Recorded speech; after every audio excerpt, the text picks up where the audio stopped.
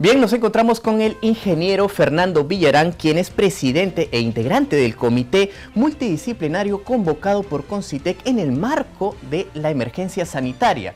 Hoy vamos a conversar acerca de un problema muy importante, que es la cantidad de muertos que tenemos en el país a causa del coronavirus, a causa de la COVID-19. Ingeniero, ¿cómo está? Buenos días. Muy buenos días, encantado de saludarte a todas las personas que nos están viendo. Ingeniero, ustedes han presentado ya un informe final, ¿no?, en donde se revelan algunas informaciones importantes sobre esta problemática respecto a la COVID-19 y a los muertos que tenemos en el país. Somos el país con más muertos per cápita del mundo. ¿Qué es lo que ha pasado en nuestro país para haber llegado a esta clase de indicadores tan preocupantes? Sí, realmente es una situación lamentable, pero teníamos que encontrar una explicación. Esa fue la idea, la justificación del Concitec para convocar a este grupo multidisciplinario de diversas profesiones, y hemos tenido diversos ángulos para explicarnos un tema que obviamente no es fácil. Nunca el Perú ha estado en esta situación, siempre en todos los indicadores económicos, sociales, poblacionales, estamos como al medio, ¿no es cierto? Pero ahora estamos al final, y entonces era importante explicarnos. Nosotros hemos trabajado por un periodo de 2 meses y medio, bastante intensamente, y dividimos las causas de esta situación en dos. En primer lugar, las causas estructurales, que las definimos como las causas que ya existían anteriormente a la pandemia, y luego las causas coyunturales, que han surgido a partir de la respuesta a la pandemia. Claro. Y Ahora, ahí, digamos, sí, sí. sí, vayamos un poco a las causas estructurales, ¿no? Porque yo leía en el informe, ¿no?, que el gasto público en el sector salud asciende al 3.16 del Producto Bruto Interno. Pero esto es el número correcto en función a lo que se invierte en Latinoamérica, ¿o No, estamos pues muy por debajo? desgraciadamente, claro, estamos muy atrás. Nosotros somos un país de desarrollo intermedio, ¿no? Pero estamos entre los últimos países de América Latina, porque el promedio de América Latina es cercano al 6% del PBI, y los países desarrollados gastan 10% del PBI. O sea, estamos muy lejos de nuestros, digamos, países hermanos de la región, y muchísimo más lejos de los países desarrollados. Ese es un punto de partida, ¿no? Que no se ha dado la suficiente, digamos, peso, la suficiente atención al tema de salud, y por eso estamos con esos indicadores, ¿no? ¿Y qué pasa? Porque se hablaba mucho de que el país era un país, el Perú, ¿no?, un país con dinero, que teníamos dinero para poder invertir en los diferentes sectores que teníamos. ¿Qué ha pasado? Sí, pues desgraciadamente las prioridades, digamos, no han estado en los sectores sociales, ni en los servicios sociales que debe dar el Estado, porque efectivamente hay una cierta inconsistencia. Nuestro Estado funciona bien para todo lo que es macroeconomía y instituciones que tienen que ver con el sector económico. Por ejemplo, el Ministerio de Economía, el Banco Central, la Superintendencia de Banca y Seguros son consideradas como islas de eficiencia.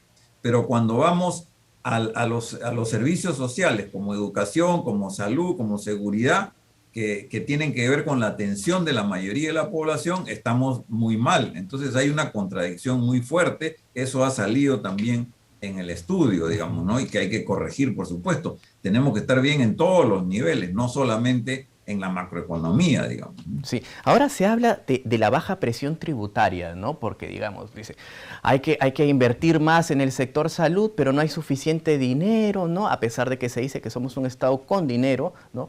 Explíquenos un poco acerca de este tema de la baja presión tributaria, cómo de alguna manera se vincula también con la informalidad.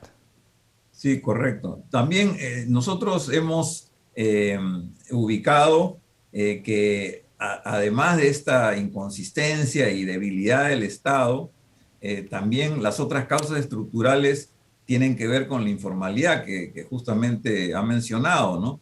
La vivienda y el transporte precarios, ¿no? La incapacidad productiva del país, porque hemos tenido que importar todo, y eso hizo que se demoraran, digamos, desde remedios hasta, digamos, equipos de seguridad, respiradores, oxígeno. Entonces, ha habido un cúmulo de problemas de tipo estructural previos a la pandemia que tienen que ver con ese gasto público, ¿no?, que se menciona. O sea, en nuestra presión tributaria es 14% del PBI y los países de la región están alrededor del 25% y los países desarrollados alrededor del 35%. O sea, estamos muy abajo de, digamos, los países a los cuales queremos acercarnos, que justamente queremos entrar a la OECD, que es el club de los países más desarrollados, y sin embargo estamos muy lejos de ello, ¿no? Esto obviamente tiene que cambiar.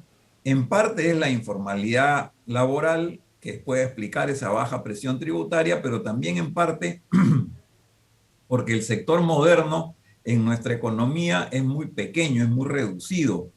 Básicamente los sectores más modernos son la minería, hidrocarburos, el sector financiero, ¿no? Algo de servicios, ¿no? Pero no tenemos una industria amplia, poderosa, justamente que se ha reflejado también en la incapacidad de producir insumos médicos y digamos, otros equipos para esta pandemia.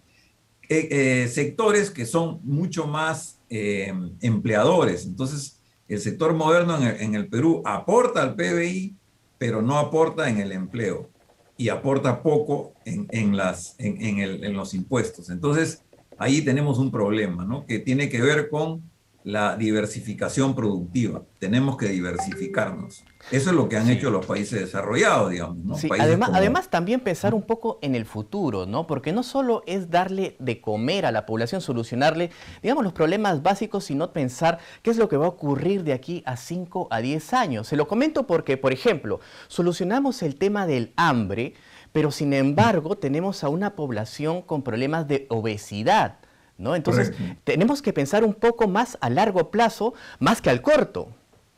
Correcto. Sí, bueno, esa fue otra de las causas estructurales que también son previas a la pandemia, que tenemos en el tema alimentario la paradoja de, por un lado, tener bastante y muy amplia desnutrición y anemia, sobre todo infantil, pero en el otro extremo tenemos mucha obesidad y la enfermedad vinculada que es diabetes. Estos dos elementos significan que las personas tienen muy bajo o débil sistema inmunológico. Por lo tanto, no se pueden defender de un virus agresivo como es el COVID-19, incluso peor todavía con esta variante Delta que está llegando al país y que puede ocasionar una tercera ola, ¿no?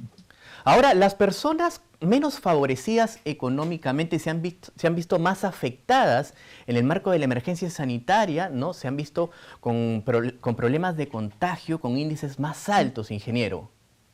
Correcto, correcto. En realidad, esto, digamos, la pandemia ha mostrado uno de los problemas que arrastramos desde hace mucho tiempo y por supuesto no solo el Perú. América Latina es caracterizado en el mundo como la región con mayor desigualdad económica y social. Y esto se ha expresado, ¿no? Por ejemplo, nosotros recogimos una información de que las personas que tenían algún tipo de seguro de salud, ya sea privado, público, de salud o incluso de los militares y fuerzas policiales, solamente han, digamos, fallecido el 2,8%, pero de las personas que no tenían ningún seguro, han fallecido el 28%, que es altísimo, es una diferencia muy grande. Y expresa esta, digamos, distancia que hay entre las personas que más ingresos tienen y los que menos ingresos. Esto también se refleja en las viviendas. Hay personas que hemos podido sobrellevar, digamos, la cuarentena porque tenemos algunas condiciones, incluyendo el acceso a Internet, ¿no es cierto? Para, en mi caso, por ejemplo, dar mis clases a mis alumnos, ¿no? Y ha pasado también con muchos otros funcionarios, privados o públicos.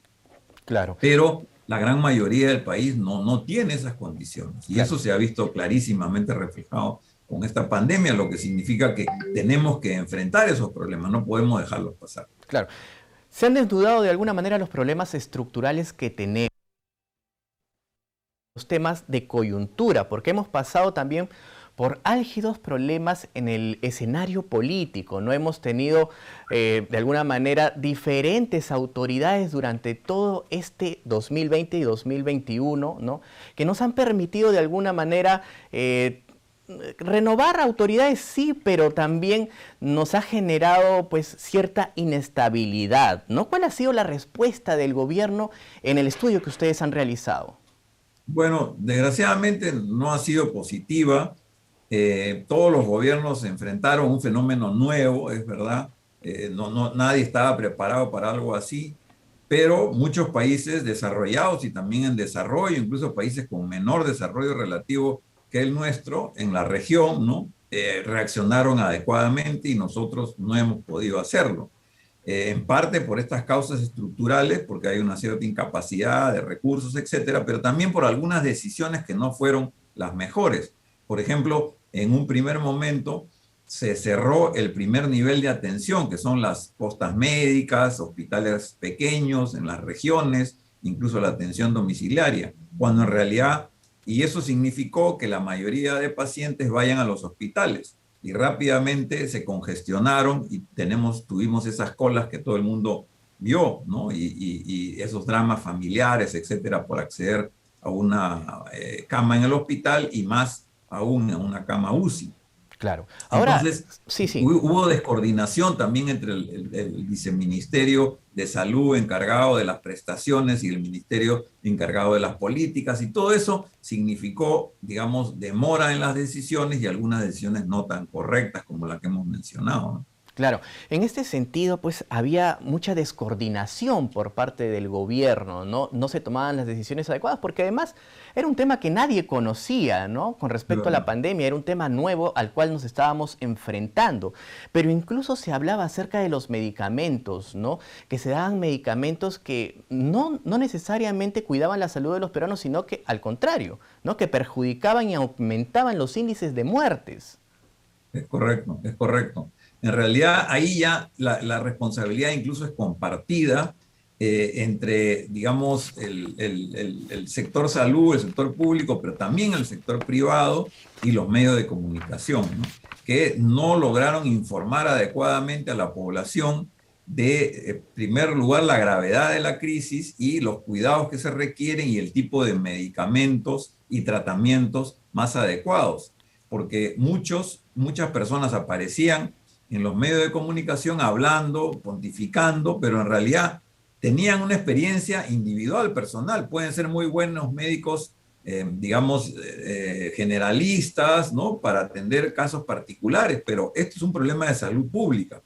Y las instituciones especializadas en salud pública, que tenían toda la data, digamos, y toda la evidencia empírica, no solamente del país, sino a nivel internacional, no se les hizo mucho caso, ¿sí? Claro, había una necesidad de es un error. información científica fundamentalmente. Correcto, correcto. Esto ha sido, y los países que han superado la pandemia, justamente lo han hecho porque han confiado en sus científicos, ¿no? No solamente médicos, sino también científicos sociales, economistas, psicólogos, ¿no? Que tenían campañas para, digamos, informar a la población y lograr que, digamos, se puedan cuidar adecuadamente.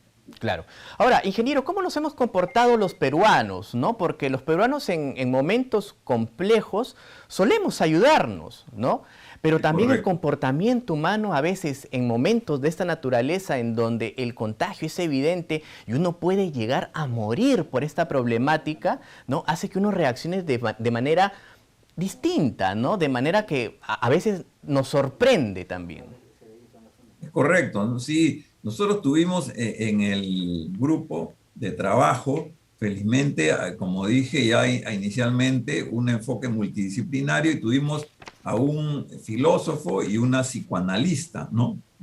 Primero de la Católica, la segunda de la Sociedad de Psicoanálisis del Perú, porque estos temas tienen que ver también con la naturaleza humana, con el comportamiento humano, con el factor emocional.